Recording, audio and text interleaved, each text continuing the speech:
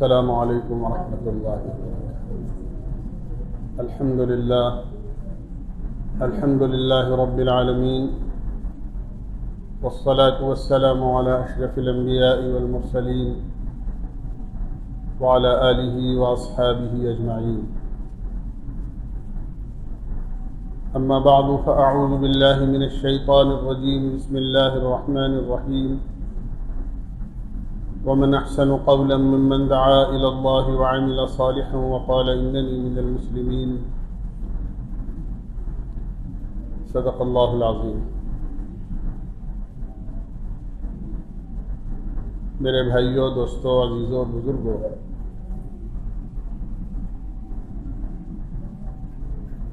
اللہ تعالی ہمارا خالق اور مالک ہے، اور اس نے ہمیں پیدا کیا ہے،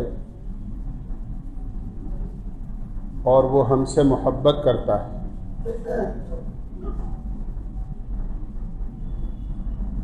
اور اس محبت ہی کی وجہ سے اس نے بے شمار نعمتوں سے دنیا میں ہمیں نوازا ہے، اور آخرت میں لامحدود اور ہمیشہ کی زندگی میں کامیاب کرنے کے لیے اللہ نے ہمیں دین اسلام دیا ہے۔ اور اس کی محبت ہی کی علامت یہ ہے کہ اللہ تعالیٰ اپنے بندوں کو 5 وقت اپنے گھر میں بلاتا ہے، اور اللہ کے گھر سے انہیں دعوت دی جاتی ہے کہ اللہ کے بندو اللہ کے پاس آؤ۔ دنیا میں تو معاملہ دوسرا ہوتا ہے، قریب سے قریب آدمی بھی اگر ایک مرتبہ روزانہ کسی کے گھر پابندی کے ساتھ جانے لگ جائے تو آدمی کچھ دن تو برداشت کر لیتا ہے، لیکن بعد میں یہ کہتا ہے کہ یار اس نے تو پیچھا ہی پکڑ لیا، اور یہ تو روز کے روز ہی چلا آتا ہے، آدمی کترانے لگتا ہے۔ لیکن اللہ کی محبت اپنے بندوں کے ساتھ جو بیان کی گئی ہے کہ ایک ماں کو اپنی اولاد سے جتنی محبت ہوتی ہے، اس سے 70 گنا زیادہ اللہ اپنے بندوں سے پیار کرتے ہیں۔ تو اللہ تعالیٰ تو باقاعدہ اپنے گھر سے آواز لگواتے ہیں، میرے بندے آؤ، میرے گھر پہ آؤ۔ اور حدیث پاک میں آتا ہے کہ جو آدمی اللہ کے گھر آتا ہے،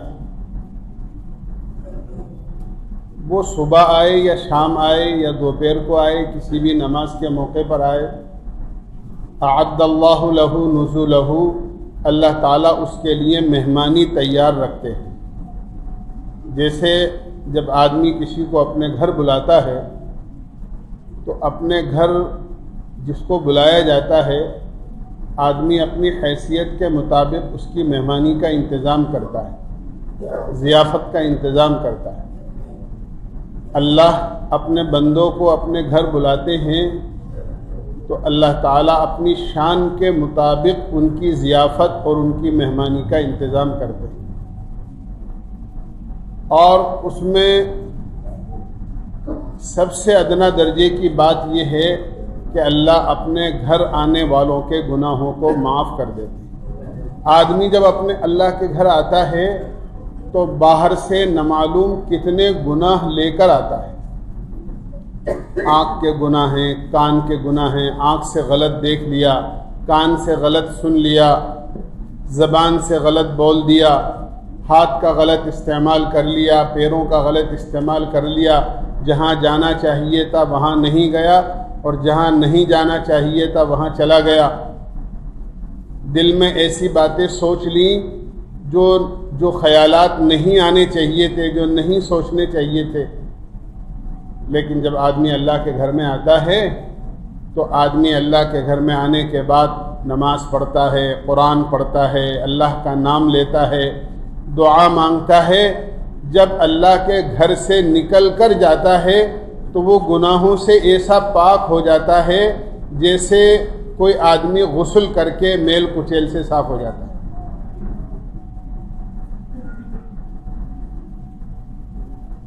اور اللہ تعالیٰ نے حضرت امام ابو حنیفہ رحمۃ اللہ علیہ کو یہ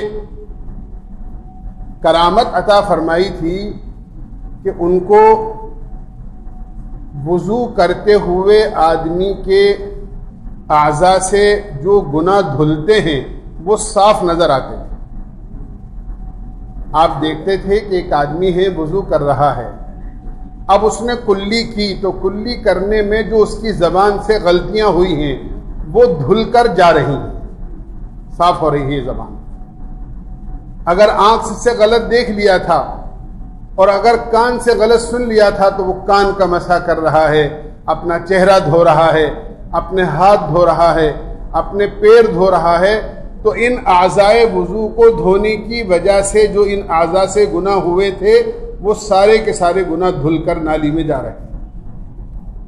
تو گویا آدمی جس طرح جسمانی اعتبار سے وضو کرنے میں پاک و صاف ہو جاتا ہے، ایسے ہی نماز پڑھ کر جب آدمی اللہ کے گھر سے نکلتا ہے تو وہ گناہوں سے بالکل پاک صاف ہو جاتا ہے. اس اعزاز کے لیے، اس اکرام کے لیے اللہ اپنے بندوں کو اپنے گھر بلاتے ہیں. آؤ، یہ اذان معمولی چیز نہیں ہے جو اللہ کے گھر سے بلایا جا رہا ہے، آواز دی جا رہی ہے. جب نماز فرض ہوئی تو ایک مسئلہ پیدا ہوا کہ بھئی نماز تو اجتماعی چیز ہے، سب ساتھ مل کر نماز پڑھیں، سب مل کر نماز پڑھیں. لہذا اب نماز کے لیے لوگوں کو کیسے بلایا جائے؟ اللہ کے نبی علیہ الصلاۃ والسلام نے صحابہ کو بلا کر مشورہ کیا. صحابہ نے مختلف طریقے سے رائے دی. کسی نے یہ کہا کہ نماز کا جب وقت ہو جائے تو مسجد سے ایک جھنڈا بلند کر دیا جائے، جھنڈا لہرا دیا جائے تاکہ لوگ دیکھ لیں اس کو اور سمجھ جائیں کہ ہاں نماز کا وقت ہو گیا ہے اور اب مسجد میں نماز کے لیے جانا. آپ نے اس کو پسند نہیں فرمایا. کسی نے یہ کہا کہ کوئی باجا بجا دیا جائے تاکہ اس کی آواز سے لوگ یہ سمجھیں کہ نماز کا وقت ہو گیا ہے تو نماز کے لیے آ جائیں. کسی نے رائے یہ دی کہ آگ جلا دی جائے اور آگ کی روشنی کو اور اس کو دھوئیں کو دیکھ کر لوگ یہ سمجھیں کہ نماز کا وقت ہو گیا ہے، بھئی چلو نماز کے لیے چلنا ہے. آپ نے کسی کے لیے یہ کہا کہ آگ مجوس کا طریقہ ہے، باجا بجانا یہود کا طریقہ ہے، جھنڈا بلند کرنا نصارہ کا طریقہ ہے. اس طرح کی آپ نے سب کی باتیں رد کر دی اور صحابہ تشریف لے گئے. اور ایک فکر تھی کہ نماز کے لیے لوگوں کو کیسے بلایا جائے، چونکہ ایک اجتماعی کام کے لیے مشورہ تھا. چنانچہ ایک صحابی تھے حضرت عبداللہ ابن زید ابن عبد ربہ، ان کا نام تھا. زیادہ معروف صحابی نہیں تھے، زیادہ لوگ ان کو جانتے بھی نہیں تھے. صبح کے وقت میں سب سے پہلے اللہ کے نبی علیہ الصلاۃ والسلام کے پاس آئے اور آ کر انہوں نے اللہ کے نبی سے یوں عرض کیا، اے اللہ کے رسول، میں نیند اور جاگنے کے درمیان میں تھا، کہہ نہیں سکتا کہ جاگا ہوا تھا، سویا ہوا تھا، بڑا فکر مند تھا. میں نے دیکھا کہ ایک شخص ہے وہ میرے قریب آیا اور اس نے یہ کہا کہ آج مشورہ ہو رہا تھا کہ نماز کے لیے لوگوں کو کیسے بلایا جائے. میں تمہیں چند الفاظ سکھاتا ہوں، یہ الفاظ یاد کر لو اور پھر ان کو پکارا کرو اور اس کو سن کر لوگ مسجد میں آ جایا کریں. اور انہوں نے اذان کے الفاظ اللہ کے نبی کو سنائے. آپ خاموش ہو گئے. پھر اس کے بعد حضرت عمر آئے. حضرت عمر نے یہی خواب سنایا کہ مجھے بھی خواب میں ایک فرشتہ نظر آیا اور اس نے یہ الفاظ مجھے سکھائے. یہاں تک کہ دھیرے دھیرے 20 صحابہ نے اپنا خواب اللہ کے نبی علیہ الصلوۃ والسلام کو سنایا. اللہ کے نبی علیہ الصلوۃ والسلام نے فرمایا وحی کے ذریعے سے مجھے بھی یہی الفاظ بتائے گئے ہیں. اور پھر یوں فرمایا بلاؤ حضرت بلال رضی اللہ عنہ کو. اور حضرت بلال رضی اللہ عنہ سے کہا یہ الفاظ جو حضرت عبداللہ ابن زید ابن عبد ربہ کہہ رہے ہیں یہ تمہیں بتاتے رہیں گے اور تم مسجد کے بالکل کنارے پر جہاں سے لوگوں تک آواز پہنچ سکے اور مدینہ منورہ کے مکان تک آواز جا سکے وہاں کھڑے ہو کر تم اذان دو. اذان شروع ہو. گویا ایک اجتماعی مسئلہ تھا. اللہ کے نبی علیہ الصلوۃ والسلام کو وحی کے ذریعے سے بھی بتایا گیا اور صحابہ کو بتایا گیا کہ ہاں ان الفاظ کے ذریعے سے تمہیں اللہ کے بندوں کو مسجد میں بلا لیں. اذان شروع ہو گئی. اللہ کے نبی علیہ الصلوۃ والسلام کے مسجد کے 4 مؤذن متعین ہوئے جو مختلف موقعوں پر سب سے بڑی خدمت اذان کی حضرت بلال رضی اللہ عنہ کے سپرد ہوئی. حضرت بلال رضی اللہ عنہ اس خدمت کو انجام دیتے تھے کہ اللہ کے نبی علیہ الصلوۃ والسلام کی مسجد میں مؤذن تھے اور اذان دیا کرتے. حضرت بلال رضی اللہ عنہ کبھی نہیں ہوتے تھے, سفر میں چلے جاتے تھے تو اللہ کے نبی علیہ الصلوۃ والسلام کے ایک دوسرے مؤذن تھے مسجد نبوی کے جن کا نام تھا ابو محذورہ. اور عجیب واقعہ ان کا, حضرت بلال جب اذان دیتے تھے تو یہ بچے تھے, سمجھدار تھے لیکن ابھی نابالغ تھے, اور بچوں کے ساتھ مدینہ منورہ میں کھیلتے تھے. اللہ کے نبی علیہ الصلوۃ والسلام نے دیکھا کہ بلال اذان دے رہے ہیں تو بلال کی اذان کے الفاظ کو یہ بچہ دہرا رہا ہے بچوں کے درمیان, اور جو الفاظ بلال کہہ رہے ہیں وہی الفاظ یہ بچہ بھی ادا کر رہا ہے. ابو محذورہ کہتے ہیں میں اس وقت تک ایمان میں بھی داخل نہیں ہوا تھا. آپ نے دیکھا کہ یہ بچہ اذان کے الفاظ دہرا رہا ہے, آپ اس کے قریب تشریف لے گئے تو اور بچے تو چلے گئے آپ کو دیکھ کر, یہ کھڑے رہ گئے. روایت میں آتا ہے اللہ کے نبی علیہ الصلوۃ والسلام نے ان کے سر پر ہاتھ رکھا اور ان کے سر کے بال پکڑے اور یہ کہنے لگے وہ الفاظ دوبارہ کہو جو تم ابھی کہہ رہے تھے. ابو محذورہ کہتے ہیں ذرا سی دیر کے لیے تو ذرا سوچ میں پڑ گیا اور اس کے بعد میں نے اللہ کے نبی کے ارشاد فرمانے پر میں نے وہ الفاظ دوبارہ دہرائے جو بلال سے اذان میں سنے تھے. اللہ کے نبی علیہ الصلوۃ والسلام کو یہ الفاظ اذان کے بہت اچھے لگے. جب اذان ختم ہوئی تو کہنے لگے اللہ کے نبی نے مجھے چھوڑ دیا اور یہ کہا کہ جاؤ. تو میں اللہ کے نبی سے کہنے لگا اے اللہ کے رسول اب آپ مجھے کہاں جانے کے لیے کہتے ہیں, اب میں تو وہاں جاؤں گا جہاں آپ جائیں گے.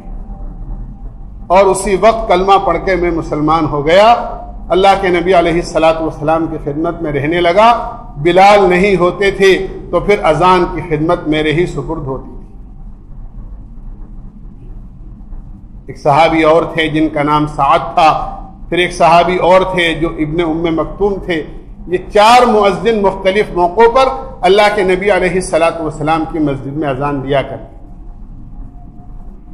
حضرت بلال کی اذان سب سے زیادہ مشہور اور یہ خدمت ان کے سب سے زیادہ اس لیے سپرد ہوئی کہ حضرت بلال کی قربانیاں مکہ مکرمہ میں سب سے زیادہ تھی. لوگ ستاتے تھے, مکے کی گلیوں میں ان کو گھسیٹا جاتا تھا, ان کے سینے پر پتھر کی چٹان رکھی جاتی تھی, اور وہ ان تمام تکلیفوں کی وجہ سے بجائے اس کے کہ اسلام چھوڑ دیں بلکہ یہ کہتے تھے احد احد اللہ ایک ہے, چاہے تم مجھے مار دو لیکن میں اللہ کو ایک ماننا نہیں چھوڑوں.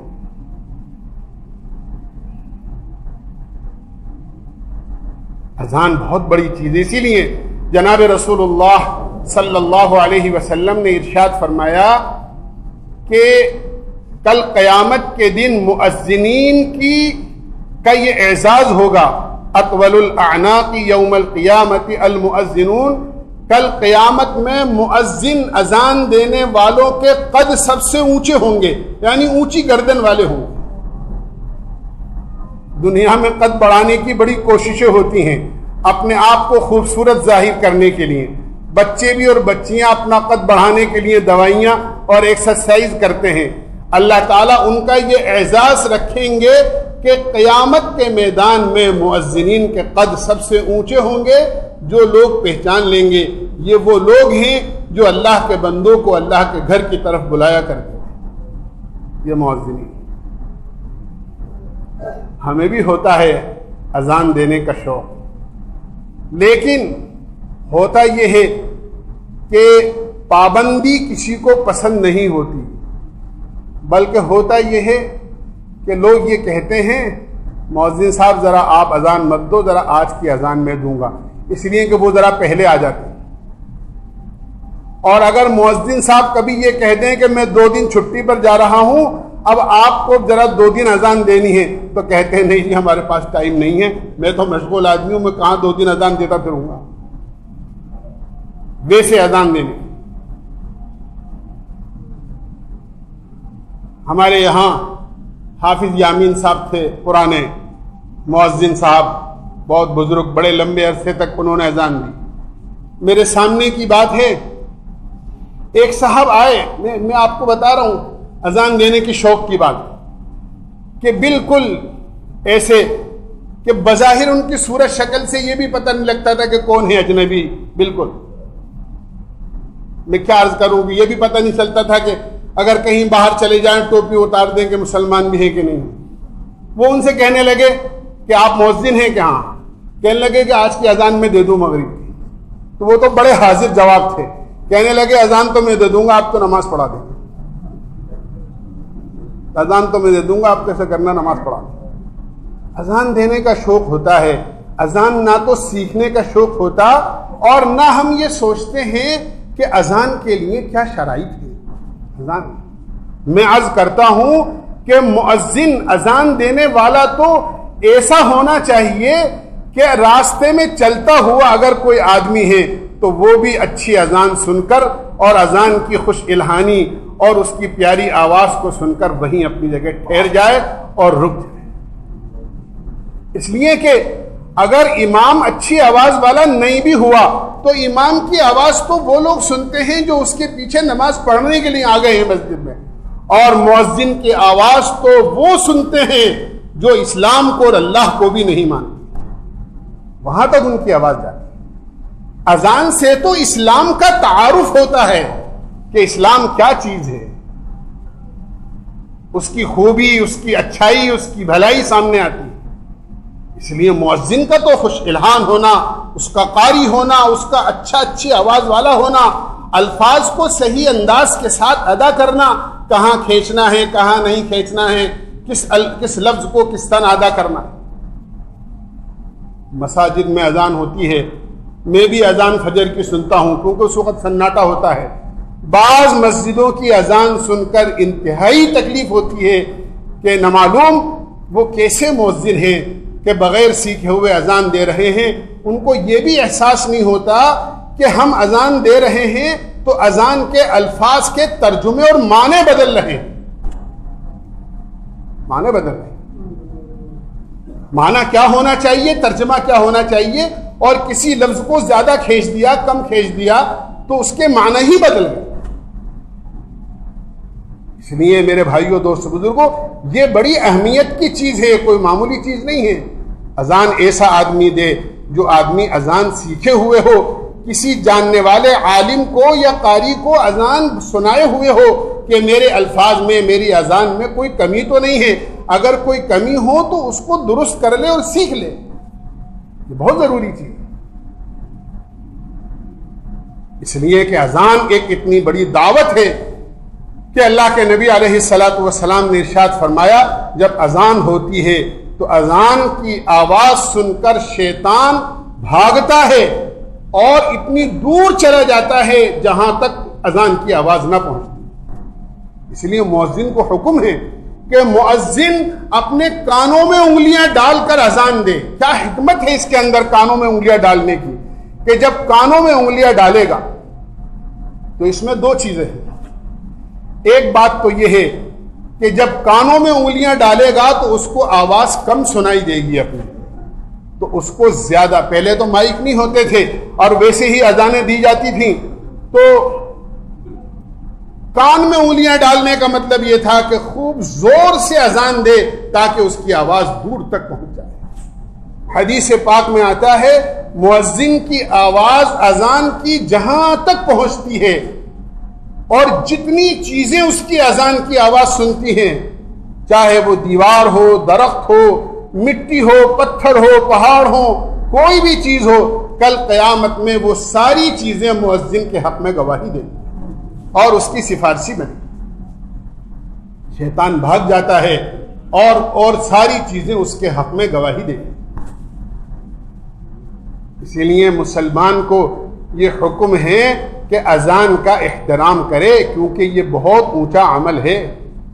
اور احترام کا مطلب یہ ہے کہ اذان کا جواب دے. پہلی بات تو یہ ہے کہ اذان کا جواب دینا مستحب ہے، کہ اذان کا جو مؤذن الفاظ کہہ رہا ہے وہ الفاظ تم دوبارہ دہراؤ.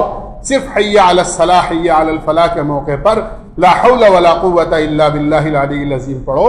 اس کے علاوہ سارے الفاظ ایسے ہی دہراؤ جیسے کہ مؤذن کہہ رہا ہے. اللہ اکبر. اذان کا احترام. حضرت عبداللہ ابن مبارک رحمۃ اللہ علیہ کے زمانے میں ان کے گھر کے سامنے ایک آدمی رہتا تھا جو لوہا کوٹنے کا کام کرتا تھا. لوہار تھا، لوہے کا کام کرتا تھا. اس کا انتقال ہوا. انتقال کے بعد کسی نے خواب میں دیکھا اور اس سے پوچھا کیا گزری. کہنے لگا اللہ تعالیٰ نے میرا درجہ مجھے وہی درجہ دیا جو حضرت عبداللہ ابن مبارک رحمۃ اللہ علیہ کا.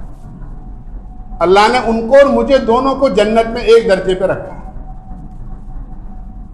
بڑا تعجب ہوا. کہاں عبداللہ ابن مبارک رحمۃ اللہ علیہ اتنے بڑے عالم محدث اللہ کے ولی، اور کہاں یہ لوہا کوٹ کے اپنی زندگی بسر کرنے والا. خواب دیکھنے والے نے بڑا تعجب کیا. اس کے گھر گئے اور اس کے گھر جا کر پوچھا کہ آخر کیا عمل تھا، میں نے یہ خواب دیکھا ہے اور اس کو بڑی اچھی حالت میں دیکھا ہے. تو گھر والوں نے کہا کہ اس کے دو عمل تھے بڑے عجیب تھے. اور ایک عمل یہ تھا ان میں سے کہ وہ بچوں نے کہا ہمارے والد کا یہ معمول تھا، وہ ہتھوڑے سے لوہا کوٹتے تھے. لیکن ہتھوڑے سے لوہا کوٹنے کے موقع پر اگر انہوں نے ہتھوڑا اٹھا لیا اور اللہ اکبر کی اذان کی آواز کی ابتدا ہو گئی اور اذان کا پہلا لفظ انہوں نے سن لیا تو ہتھوڑا آگے نہیں آتا تھا، پیچھے ڈال دیا کرتے تھے اور نماز کے لیے نکل جائے. چاہے لوہا کتنا ہی گرم ہو، اس کو کوٹنے کا اس وقت میں خاص موقع ہوتا ہے جب وہ گرم ہوتا ہے، اسے نرم کر کے اس کے اوزار بنانے ہوتے ہیں کہ بس پیچھے ڈال دیا کرتے. اللہ نے بلا لیا، اب کیا کام؟ ایک کام تو یہ تھا. اور دوسرا یہ تھا کہ وہ دن بھر لوہا کوٹتے کوٹتے تھک جاتے تھے. گرمی کے موسم میں رات کو سوتے تھے. سامنے عبداللہ ابن مبارک رحمۃ اللہ علیہ کا مکان تھا. وہ رات کو تہجد پڑھتے، تہجد میں قرآن پڑھتے. لیکن ہمارے والد بستر پر لیٹے لیٹے جب آنکھ کھل جاتی تو ان کو تہجد کی نماز پڑھتا ہوا دیکھ کر یہ حسرت کرتے کہ اور یہ کہتے کہ اللہ میرے چھوٹے چھوٹے بچے ہیں، میں کمزور آدمی ہوں، اگر میں بھی عبداللہ ابن مبارک کی طرح اگر رات کو نماز پڑھوں گا اور رات کو نہیں سو سکوں گا اور رات کو نہیں سوؤں گا تو دن میں کام کیسے کر سکوں گا؟ میری بچوں کی روٹی روزی کا کیا ہوگا؟ کاش میرے لیے بھی کچھ روزی کی سہولت ہوتی تو میں بھی عبداللہ ابن مبارک کی طرح رات کو کھڑے ہو کر تہجد پڑھتا اور قرآن پڑھتا. یہ حسرت اور تمنا اور نیت کیا کرتے. تو بزرگ نے فرمایا اللہ نے اس اچھی نیت کی وجہ سے اور اذان کے احترام کی وجہ سے عبداللہ ابن مبارک کے مقام پر اسے پہنچایا، تمہارے والد کو. یہ اذان کا احترام ہے، اذان کا احترام. اللہ اکبر. شیطان کو ایک سجدے کا حکم ملا تھا. بہت عجیب بات کہہ رہا ہوں آپ سے. ایک سجدے کا، اتنا بڑا عبادت گزار شیطان جس نے روئے زمین پر 4 انگل جگہ بھی ایسی نہیں چھوڑی، حدیث میں آتا ہے، جہاں اللہ کی جناب میں سجدہ نہیں کیا ہو. اتنا بڑا عبادت گزار. اللہ نے اس کو اپنے حکم سے ایک سجدہ کرنے کا حکم دیا. آدم علیہ السلام کو سجدہ، ایک سجدہ اس نے نہیں کیا. اللہ کی نافرمانی کر لی، اللہ کے حکم دینے پر سجدہ نہیں کیا، چاہے ساری زندگی اس نے اپنی مرضی سے عبادت کی ہو. ہمیشہ کے لیے اللہ کے دربار سے نکال دیا گیا، دھتکار دیا گیا، اور قیامت تک کے لیے اس پر لعنت پڑ گئی. اگر کوئی مسلمان اذان کی آواز سن کر ایک دن میں اگر 5 نمازیں نہیں پڑھتا ہے تو گویا فرض اور واجب کے 40 سجدوں کا انکار کرتا ہے. 20 رکعتیں ہوتی ہیں، خالی فرض اور واجب، فرائض اور وتروں کو اگر ہم گنیں تو ہر رکعت کے 2 سجدے، تو 20 رکعتوں کے 40 سجدے ہوتے ہیں. گویا ایک دن کی 5 نمازیں صرف فرض اور وتر نہ پڑھ کر وہ 40 سجدوں کا انکار کر رہا ہے. اور نوافل اور سنتیں تو اس کے علاوہ ہے. ذرا سوچو، آپ اپنے گھر پر کسی کو بلائیں، آپ کو کوئی ضرورت ہو، کوئی کام ہو، اور وہ ایک دفعہ انکار کر دے، نہ آئے، دوبارہ بلائیں پھر وہ منع کر دے آنے کے لیے، نہ آئے، یا منع بھی نہ کرے تو نہ آئے، تو آپ اس سے راضی رہیں گے یا خوش رہیں گے یا ناراض ہو جائیں گے؟ یار بلاتے ہیں، آتا ہی نہیں ہے، برتنی کیا سمجھتا ہے اپنے آپ کو؟ اللہ آپ کو 5 مرتبہ بلا رہا ہے اور آپ نہیں آ رہے ہیں اللہ کے دربار میں، تو آپ کیا تصور کرتے ہیں اپنے بارے میں؟ اللہ آپ سے خوش ہوگا یا ناراض ہوگا؟ بہت بڑی بات. زبیدہ ہارون رشید کی بیگم انتقال ہوا. کسی نے خواب میں دیکھا، پوچھا کیا گزری؟ کہنے لگی اللہ نے مغفرت کر دی. کون سا عمل پسند آیا؟ کہ سارے عمل ایک طرف رہ گئے، صرف ایک عمل اللہ کو پسند آیا کہ میں گھر میں ہوتی تھی اور روپٹہ ذرا آڑا ٹیڑھا ہوتا تھا تو اذان کی آواز سنتے ہی اپنے روپٹے کو ذرا ٹھیک کر لیا کرتی تھی، اپنا سر ذرا کھلا ہوتا تھا تو اس کو ڈھک لیا کرتی تھی. اللہ کو یہ عمل اتنا پسند آیا، اللہ نے اسی پر میری مغفرت کا فیصلہ کیا. اس لیے میرے بھائیوں، دوستوں، بزرگوں، اذان بڑی قیمتی دولت ہے. اس کا زبان سے جواب دینا تو مستحب اور اچھی چیز ہے، لیکن اپنے عمل سے اس کا جواب دینا تو فرض ہے. کیا اللہ نے بلایا ہے تو آدمی سارے کام چھوڑ کر مسجد میں آ جائے، کیونکہ یہ اللہ کی محبت کی علامت ہے. جو میں نے شروع میں عرض کیا تھا کہ یہ اس کی محبت کی علامت ہے کہ اللہ ہمیں اپنے گھر میں بلا رہا ہے. اور جب ہم کسی کے گھر جاتے ہیں اور کچھ نہیں تو پانی کا گلاس تو پلاتے ہی ہے. انشاءاللہ اللہ کے گھر میں آئیں گے تو اللہ اپنے خزانے سے کچھ نہ کچھ نہیں بلکہ بہت کچھ ہمیں دے کر واپس کریں گے. اللہ ہمیں سمجھنے کی عمل کی توفیق نصیب فرمائے. تو آخر دعوانا